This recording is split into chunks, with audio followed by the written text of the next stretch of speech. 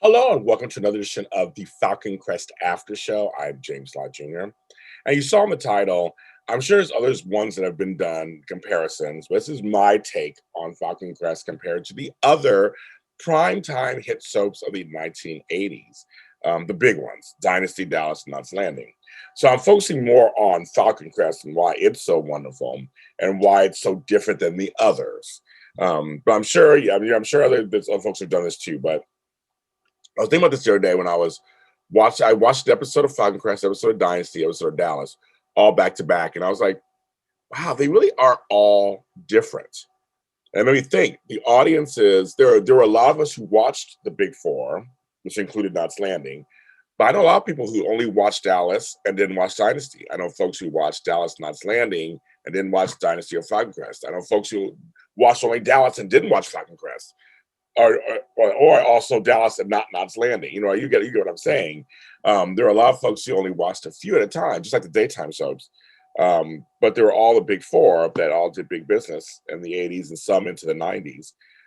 Dynasty and Falcon Crest were truly the only 80s ones where Dallas and Knots Landing went into the early mid 90s. Of course, I talked about this before. Falcon Crest was called Dallas with Grapes, which it completely isn't. And maybe we think about the big villain or villainesses, matriarchs for the families, and each show it was very different. Angela Channing was not Alexis from Dynasty, but she wasn't quite Miss Ellie from Dallas, meaning she wasn't this goody two shoe kind of strong woman. She was a strong woman, of course, but she wasn't goody two shoe. But she was kind of ruthless in business. She could be like Alexis, but Alexis was way over the top and used her body and all these things. That's a whole other show, of course. But did things that Angela Channing was always presented as an older woman who she didn't dress sexy. She didn't use her wiles to get men to do what she wanted. Um, she had those shoulder pads. She was very much in charge. She was very much a matriarch of her family. She cared about her family. Of course, people will probably argue sometimes she used them against each other, which is a common thread.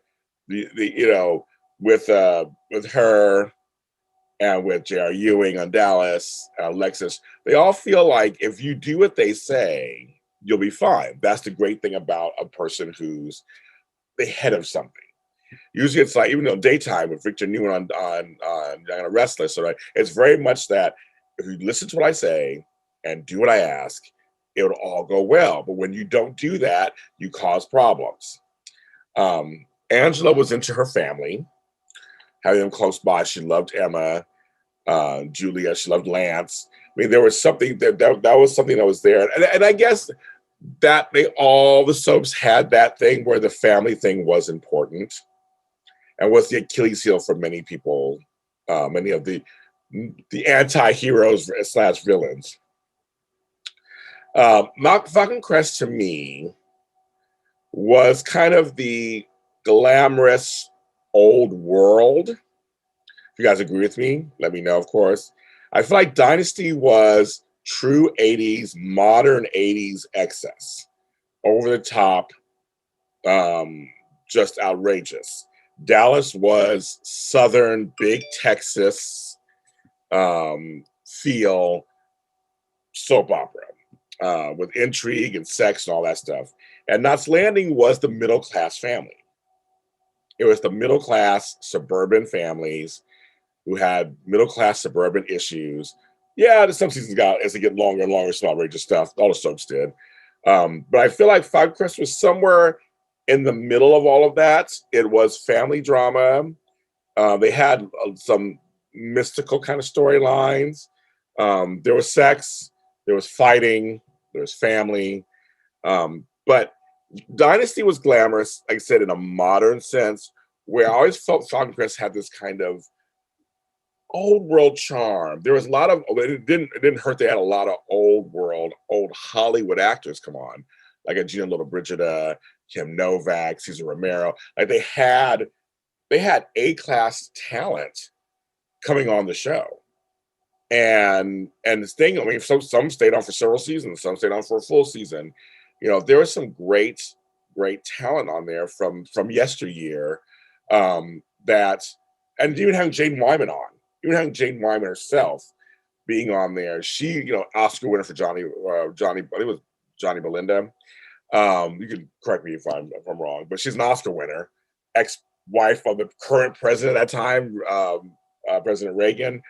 It just felt like the writing, the pacing, the look was much more regal, much more sort of. Not saying that it was like completely not modern, but it just felt that way. It felt more that way. And I'm from Northern California, and I live in Southern California. There is a difference in feel when you pass Central California as a whole. To me, it captured the Northern Californian feel. As San Francisco, Napa, Sonoma, Sacramento up there, it's a very different than Los Angeles. There's a whole different look in there, and they did that. Dallas was set, of course, Dallas and the outskirts of Dallas. Knots Landing was set in Los Angeles, so they had a city feel there. Dynasty was set in Denver, which I didn't know much about Denver until years later. I knew it was a place you fly in and out of as a connector. But I actually spent time in Denver several years ago, and I was like, oh, it's a bunch of suburbs at the Mile High City. There are different suburbs of it, and the city is a city, it's a relative city. So, but Falcon Crest was set in a valley and these vineyards. It added to the story and the look and the narrative. Falcon Crest, this is probably an interpretation. I never felt that it was silly. They had some moments that were a little outrageous, like they always do on soaps after you're on for a long time. But I felt like Dynasty and a few other shows, they really went for some silly factor. Some things that were a little ridiculous. But Falcon Crest, which was different from the others, they had a lot of dark and gloomy things on the show. They had a Nazi storyline for a second. They got rid of that. Remember that? Angela she was much more subdued compared to like a J.R. Ewing, Alexis Carrington, Blake Carrington, Abby on Knots Landing. She was just much more. She was just like, she was matter of fact, and she ruled an iron fist. And you know, and if you add a villain, you could say Richard Channing. Richard Channing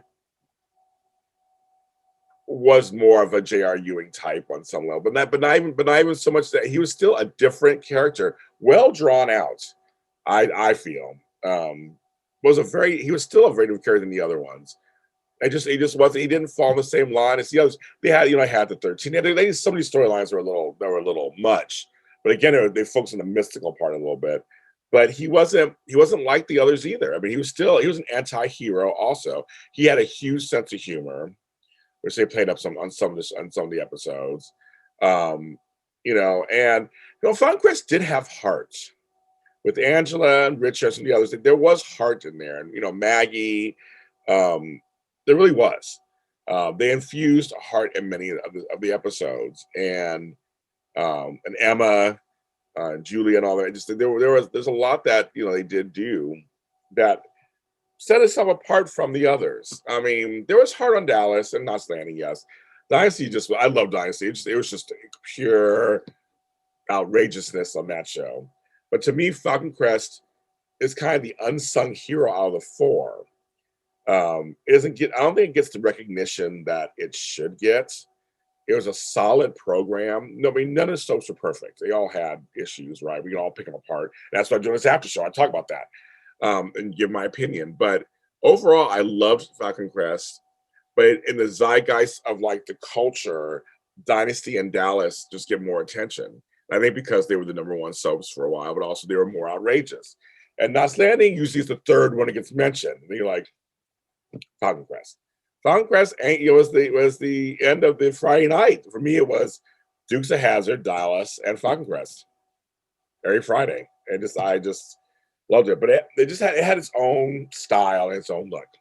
So you tell me what you think. Tell me what you think about its comparison to the others. If you agree, disagree, tell me what you think. I love the engagement. Thanks to all the Falcon Crest groups. I love you guys. It's a fun community. Talking about our favorite show that's, Gonna be 40 years old this year, so it's kind of crazy. I'm still going to try to get some guests on the show. I'm working on that, so stay tuned. But everyone, please take care of yourselves. I'm James Lott Jr., your host, and I'll see you next time.